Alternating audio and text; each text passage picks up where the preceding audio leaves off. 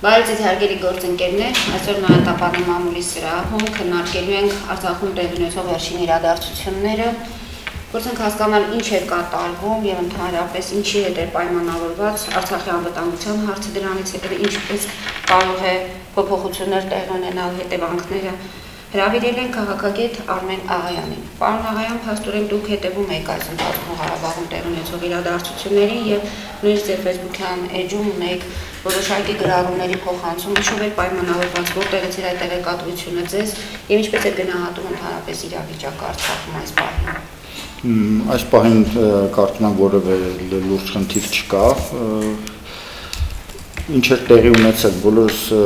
գիտենք, որ ցույցեր էին տեղի ունենում, կենցաղային ասված մի միջադեպից հետո ընդհանուր բողոքի ալիք էր բարձրացել, ինչը վկայում էր այն մասին, որ տարիների ընթացքում Արցախում եղել են պետական համակարգի հետ կապված բազմաթիվ արտոնյալ անձանց կողմից, ինչ որ ոտնձգություններ քաղաքացիների իրավունքների, ազատությունների նկատմամբ եւ այդ բողոքը կուտակվել է, մարդիկ լռել են, որովհետեւ անվտանգության խնդիրներ կա, պատերազմ կա, լռել են, որովհետեւ իշխանական համակարգը այնտեղ շատ ավելի կոշտ էր կառավարում, քան Երևանում եւ մյուս մարզերում, նախքան իշխանափոխությունը Եվ այդ ամբողջ կուտակված էներգիան այդ մի միջադեպից հետո արտահայտվեց փողոցում, փողոցներ փակվեցին, ցույցեր եղան եւ ի վերջո եղան բանակցություններ։ Բանակցությունների ժամանակ եղավ այսպես կոմպրոմիսային պայմանավորվածություն, փոխզիջում այն էր, որ երկու պաշտոնյաների հրաժարականը, որ պահանջվում էր, մեկը անվտանգության ծառայության ղեկավարի, մյուսը ոստիկանապետի, ուրեմն անվտանգության ծառայության ղեկավարի փոխարեն պաշտոնանկ արվեց այն ուժային ստորաբաժանման, հատուկ նշանակության ստորաբաժանման ղեկավարը, որի անդամները մասնակցել էին այդ միջադեպին մեծ թվով, բայց փոխարենն այսինքն Վակոս Սահակյանի պայմանով անվտանգության ծառայության ղեկավարը պիտի մնար իր պաշտոնում։ Եվ առաջին հեռացումները արդեն դրա հետ կապված տեղի ունեցան, մենք տեսանք ոստիկանապետի հրաժարականը, սակայն այդ պայմանավորվածությունից հետո, որին ինչ-որ իմաստով արձագանքեց նաև Նիկոլ Փաշինյանը Երևանից, հորդորելով մարդկանց ժամանակ տալ, որպեսզի այդ պայմանավորվածությունը իրականացվեն, հանկարծ եկան ազդանշաններ, որ կարծես թե փորձ է արվում այդ տրամաբանությանը հակառակ ինչ-որ գործողություններ իրականացնել, մասնավորապես խոսքը գնում էր անվտանգության ծառայության ղեկավարի պետնախարար նշանակվելու մասին։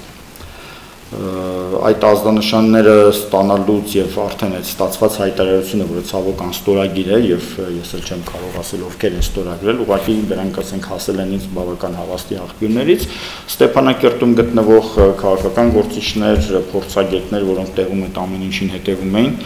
Եվ այդտեղ նշված է արդեն, որ պետնախարարի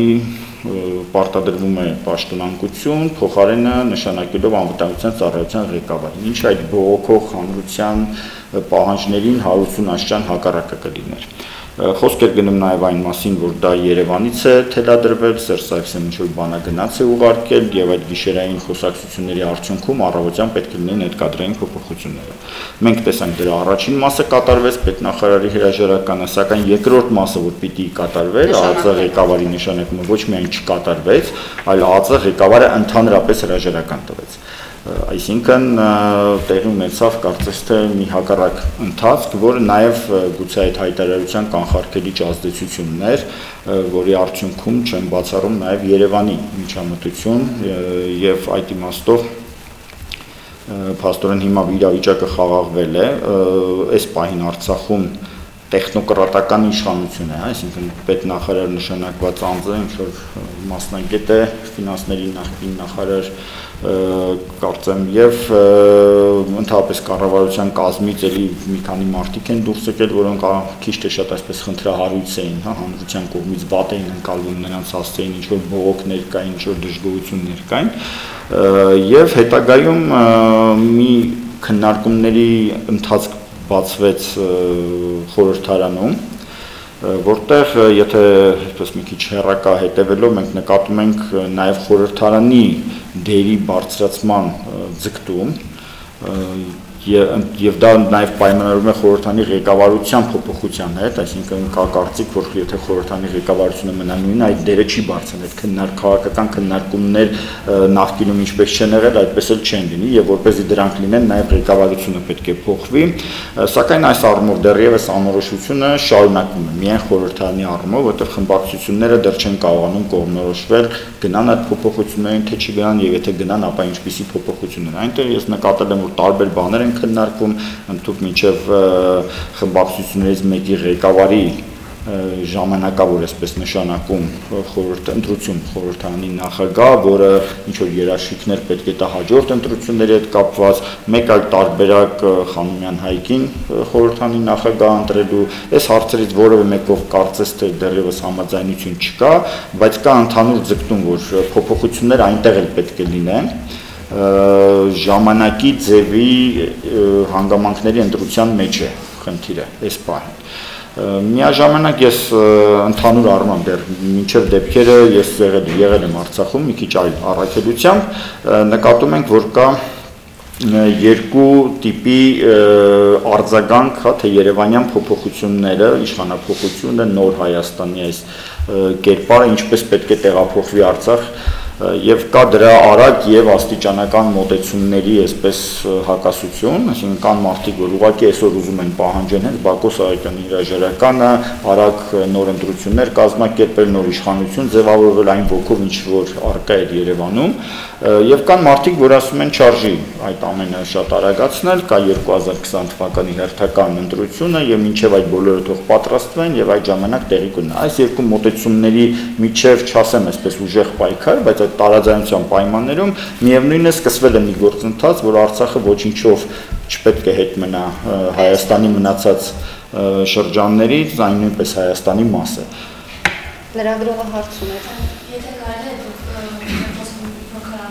բայց կարող եք ենթադրել, որ այն ինչ տեղի ունեցավ Հայաստանում, Արցախում տեղի ունեցածը, Հայաստանում տեղի ունեցածը դրա բովանական շարունակությունն էր, այսինքն սպասելի է կապ կա այս երկու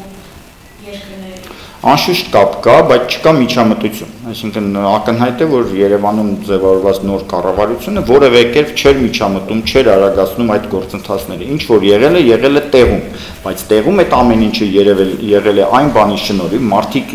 իրենց թույլ են տվել փողոց դուրս գալ, առանց վախենալու փողոց են դուրս գալ, եկել միայն այն բանի շնորհիվ, որ Երևանում տեղի էր ունեցել իշխանափոխություն,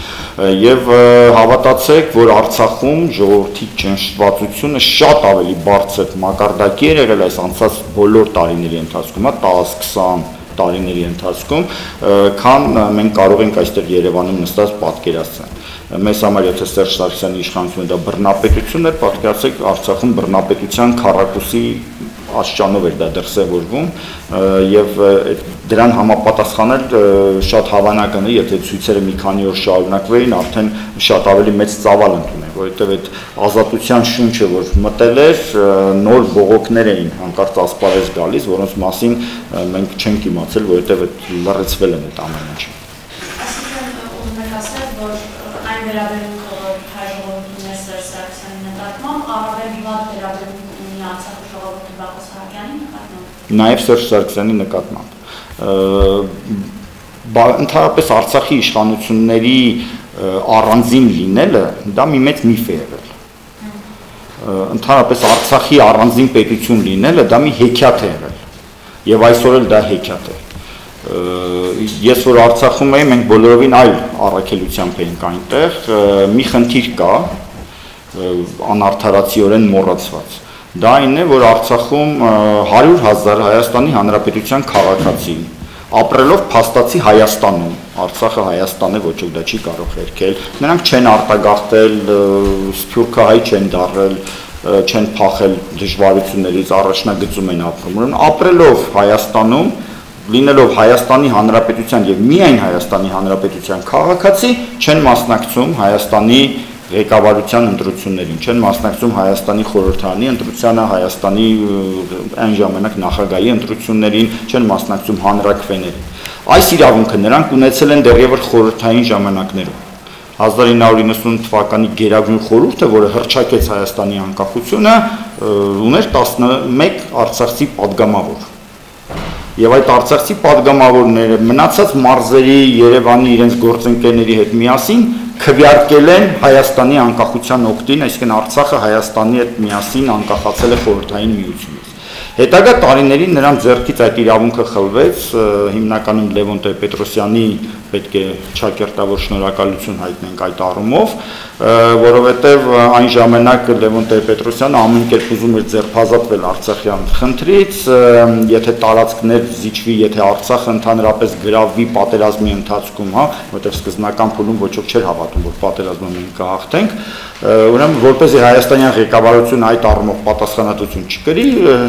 արդեն երբ որ զգացին, որ խորհրդային միությունը փլուզվում է, դա 91 թվականի օգոստոսն էր, սկսեցին փնտրել ձևեր, ինչպես Արցախից ձերբազատվել։ Եվ երբ որ Ադրբեջանը հռչակեց իր անկախությունը, հորինեցին մի հեքիաթ, իբր թե սովետական օրենքների տառին համապատասխան, այդպես գրված է հիմա օրինակ Արցախի արտգործնախարարության կայքում, որը հիմարություն է։ Սովետական օրենքների տառին համապատասխան մենք պիտի այնտեղ անկախություն հռչակենք բան։ Այդպիսի օրենք գոյություն չունի, ես պատրաստ եմ այդ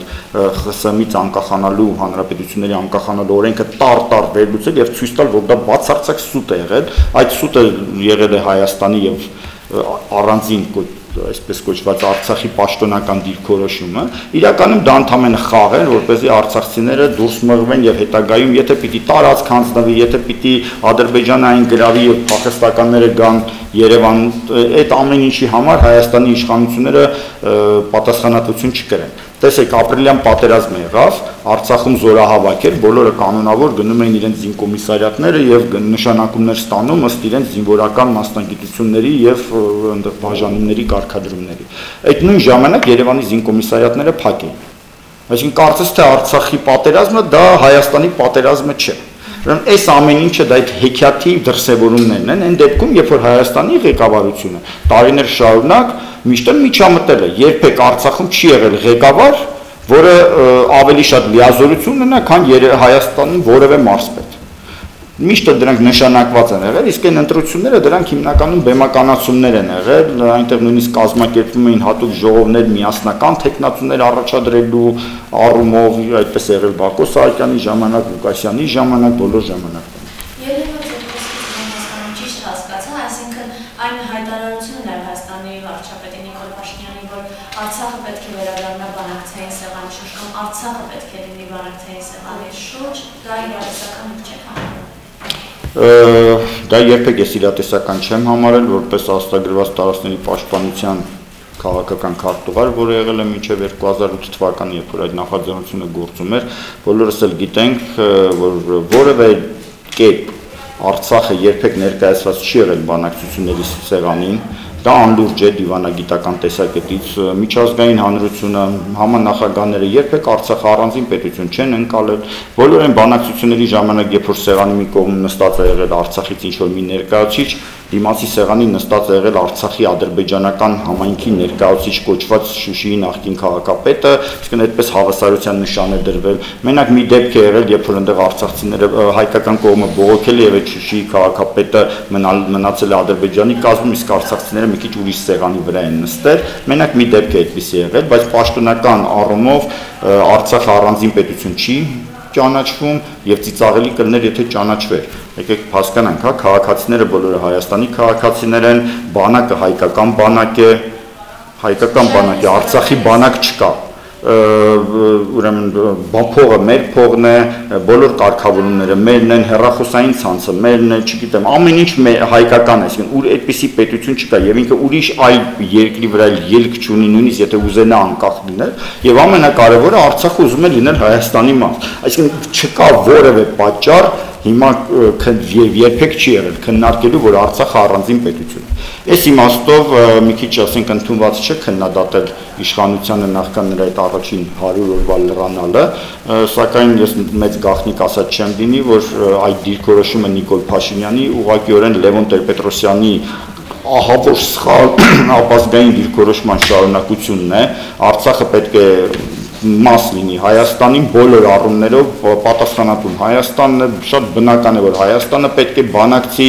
եւ այստեղ ոչ մի ինչ որ հակասություն չկա, ոչ ինքնորոշման իրավունքին, ոչ տարածքային ամբողջականության սկզբունքին, Արցախը Հայաստանի մաս է եւ Հայաստանի մասը եղել է թե 18-20 թվականների իրողություններով, թե հետագայում Լոզանի կոնֆերանսի սկզբունքներով, ինչպես պիտի բաժանվեր սահմանը Հայաստանի եւ Ադրբեջանի միջև, պարոն Պապյանը այդ առումով հետաքրքիր մտքեր ունի շարադրած, հետագա բոլոր տարիներին 89 թվականի դեկտեմբերի 1-ի որոշումով, ճիշտ է, Ադրբեջանը վիճարկում է այդ տարածքների հայապատկանությունը։ Մենք էլ իրավունք ունենք վիճարկել Նախիջևանի ադրբեջանապատկանությունը, Գանձակի Գարդմանքի ադրբեջանապատկանությունը, կա տարածքային վեճ, չկա միասնական սահման, բայց ինքնորոշումը պատերազմով ազատությունը ձեռք բերել, կայացված փաստ է եւ ինքնորոշումը պարտադիր չի, որ ձևական հանրաքվեներով լինի, ինչպես դա կազմակերպվեց 91 թվականի դեկտեմբերին Արցախում։ Արցախը Հայաստանի մաս է եւ Արցախի քաղաքացիները իրավունք ունեն, ավելի նույնիսկ պարտավոր են ընտրել այն ղեկավարներին, որոնք նաև իրենց ճակատագիրն են որոշում միջազգային հարթակներում եւ շարունակելու են որոշել։ Նիկոլ Փաշինյանը ոչ միտեղ չի փախնի, նա ստիպված բանակցելու է ներկայացնելով Հայաստանի կազմում գտնվող Արցախը եւ բանակցելու է փորձելով հիմնավորել, թե ինչու Ադրբեջանը չի կարող հավակնել այդ տարածքներին։ Նա ուրիշ հնարավորություն չունի։ Կարծում եմ մի քիչ անպատրաստություն կա այս առումով եւ ասենք Ստեփանակերտում կատարված հայտարարությունները դրանք մի փորձ էին ցույց տալու, որ պետք չի վախենալ Նիկոլ Փաշինյանի իշխանությունից, հակառակ նրան, որ նա ժամանակին Լևոն Տեր-Պետրոսյանի գործընկերն է եղել, ինքը չի պատրաստվում տարածքներ հանձնել, ավելի շատ դրան էր միտված այդ հայտարարությունը, բայց այդ անճշտությունները ժամանակի ընթացքում կամ կսրբագրվեն, կամ ինչպես մարդիկ շատ ուժեղ կսկսեն քննադատել նոր կառավարությանը, եթե հանկարծ նրանք շարունակեն Արցախը անկախացնել Հայաստանից, շարունակել այն թատրոնը եւ այդ թատրոնով պայմանավորված իրավունքների ոտնահարումները, ինչպեսին ես ասեցի, ընտրություններինն է, բայց ընտրությունների մասնակցելու իրավունքն է, բայց դա միայն դա չէ։ Վերջերս աղմուկ էր հանել ռոումինգի հարցը,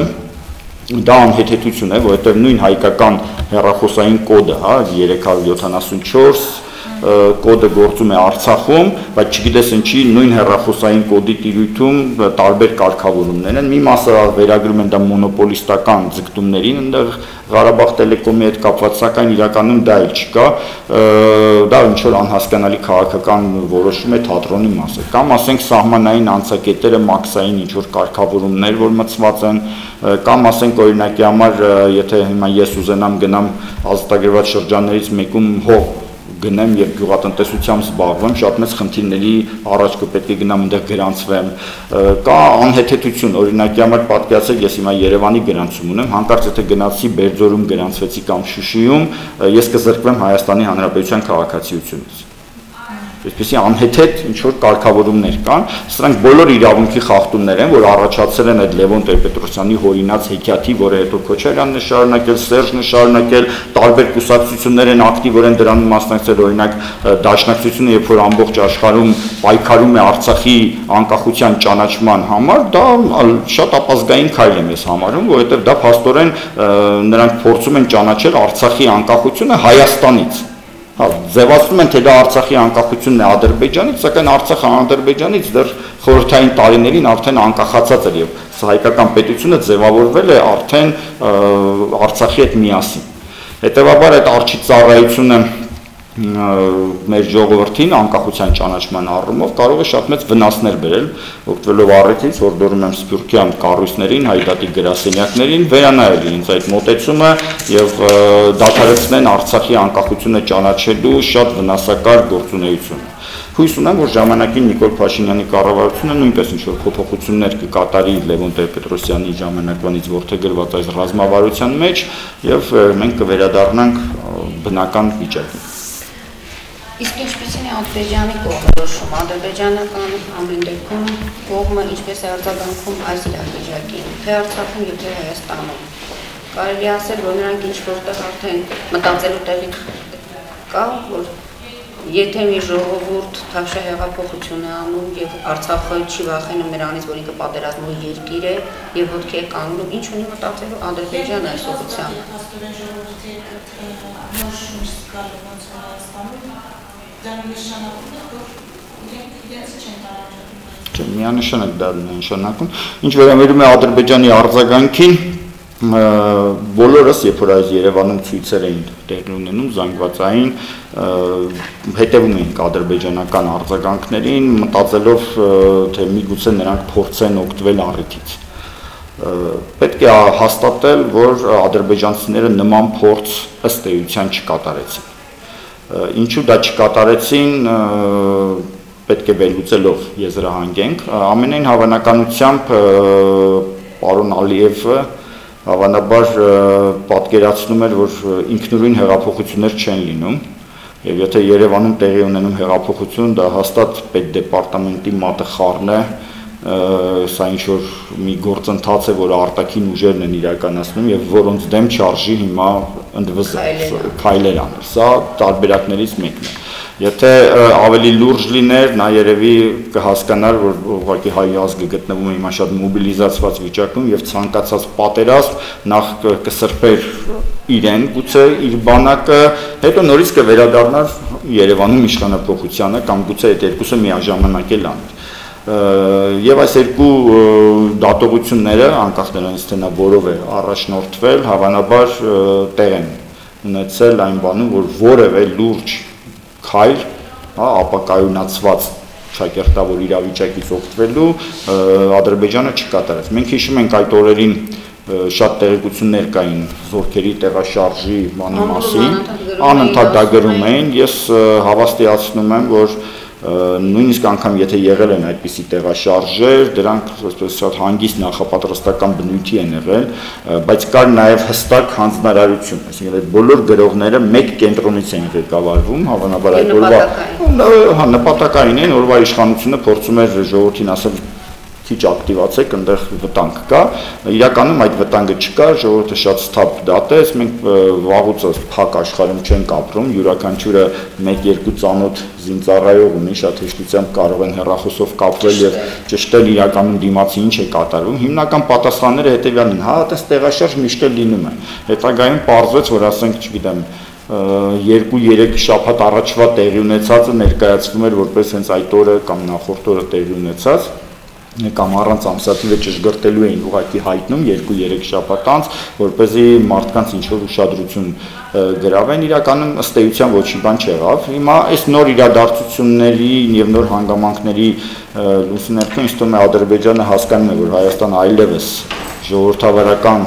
երկիր է, Հայաստանի ղեկավարությունը արդեն այսօր ունի մեծ աջակցություն հանրային, վաղը ինչպիսի փոփոխության էլ որ ենթարկվի այդ ղեկավարությունը դարձյալ ունենալու է այդ օրվա հանրային աջակցությունը, հետևաբար հիմա Հայաստանի մեծ այսպես հաշիվներ ներկայացնելը դա բավական բարդ է, նրանք դեռ երկար պետք է աշխատեն, որպեսզի բարոյական իրավունք ունենան ուժային մեթոդներով նորից հարցեր լուծել։ Իհարկե կա մի վտանգավոր պահ, դա այն է, որ միջազգային հանրության մոտ էլ կա կեղծ տպավորություն այն մասին, որ զիջումների չէր գնում Հայաստանի այսպես վատ իշխանությունը, իսկ հիմա լավ իշխանությունը միգուցե ավելի գնա զիջումների, կարծում եմ դա կեղծ հույսեր են, որովհետև լավ իշխանությունը ավելի շատ պետք է ավելի լավ պետք է արտահայտի հայ ժողովրդի կամքը, հետևաբար այդ զիջումները ուղղակիորեն չեն բխում հայ ժողովրդի կամքից, հետևաբար դրանք հիմա էլ ավելի անհավանական են, քան Սերժ Սարգսյանի ժամանակ, երբ որ դրանք շատ հավանական են, որովհետև եթե հիշում ենք այն ժամանակ Հայաստանի բոլոր ղեկավարները պաշտոնապես անընդհատ հայտարարելուց բացի նաև ուղղակիորեն բանակցում էին կոնկրետ փաստաթղթերի վերաբերյալ։ Ես շատ մոտիկից հետևել եմ Քիվեստի գործընթացին, դրանից առաջ փարիզյան սկզբունքներն էին այդ գործընթացը պայմանավորող, հետագայում եղել է ճանապարհային քարտեզը, միջազգային ճգնաժամային խմբի կազմած, որի հիմքի վրա ստեղծվեցին մադրիդյան սկզբունքները։ Այդ ամբողջ ընթացքում Հայաստանի ղեկավարությունը երբևէ չի առարկել տարածքներ կարգավիճակի դիմաց սկզբունքին այն դեպքում, երբ որ ամբողջ ժողովուրդը բացառում էր արդեն առնվազն 2001-2 թվականներից արդեն բացառում էր տարածքների հանձնումը։ Բայց նույնիսկ այն ժամանակ, երբ որ տարածքների հանձնումը հայ հանրությունը, եթե չասեմ, չէր բացառում, ապա գոնե հստակորեն դա ձևակերպված չէր, որտեղ այդ ձևակերպումը տեղի ունեցավ 2001 թվականին, շնորհիվ դարձյալ այդ մեր ազատագրված տարածքների պաշտպանության խմբին, որը համակարգում էր Ժիրայր Սեֆիլյանը այն ժամանակ, դրանից առաջ իսկապես բոլորը պատրաստ էին տարածք հանձնել։ Վազգեն Սարգսյանն էլ 7000 կիլոմետր հանձնում, չգիտեմ, նույնիսկ նրանք, ովքեր ուզում էին հայրենասեր Երևան, նրանք ասենք պահպանում էին Արցախը միջանցքով, մնացածը պատրաստ էին հանձնել։ Իրա մեր սեփական գիտակցության մեջ այդ իրականությունը փոխվել է 2001-2 թվականներին։ Բայց նույնիսկ այդ ժամանակ, երբ որ բան էին անում, հա, ասենք պատրաստ էին տարածք հանձնել տարբեր գործիչներ, բանակցվում էր էլ ավելի վատ տարբերակ։ Մասնավորապես Քոչյանի ժամանակ բանակցվում էր այսպես կոչված ընդհանուր պետության տարբերակը։ Դա երևի թե Ադրբեջանի երազանքն էր, որին Հայաստանը հանկարծ համաձայնություն է տալիս։ Ճիշտ է, կա առարկություն, իբր թե Հայաստանը համաձայնվեց, բայց Ստեփանակերտը չհամաձայնվեց, մենք խաղ ենք խաղում, բայց կներեք այդպես բաների հետ չեն խաղում, էլի մեղմ ասած։ Եթե լրագրողները հարցեր ունեն, պարոն Աղայան, ինչ կասեք Հայաստանի ներքաղաքական իրավիճակի մասին։ Հայաստանի ներքաղաքական իրավիճակը ոնց որ երազանք էր, որ կատարվեց վերջին ամսվա ընթացքում, հիմա ապագայի հետ կապված ինձ համար խոշոր հաշվով կա երկու սցենար։ Սցենարներից մեկը դա ռևանշիստների բլոկի ուռճացումն է։ Հանրապետական, տարբեր մարդիկ տարբեր կազմ կարող են շարադրել ռևանշիստների, մեկը կարող է սահմանափակվել հանրապետականով, նույնիսկ հանրապետականի մի մասով, ասենք օրինակի համար, չգիտեմ, առանձին նրա ներկայացուցիչներին թույլատրելու, հա, հոգեբանորեն թույլատրելու, որ նրանք իրավունք ունեն գոյություն ունենալ վաղվա Հայաստանում։ Մյուսները կարող են դրա մեջ մտցնել, ասենք, Բարգավաճին էլ, Դաշնակցությանն էլ, հա, տարբեր մարդիկ տարբեր են կարող են ունենալ հին Հայաստանի պատասխանատուների մասին։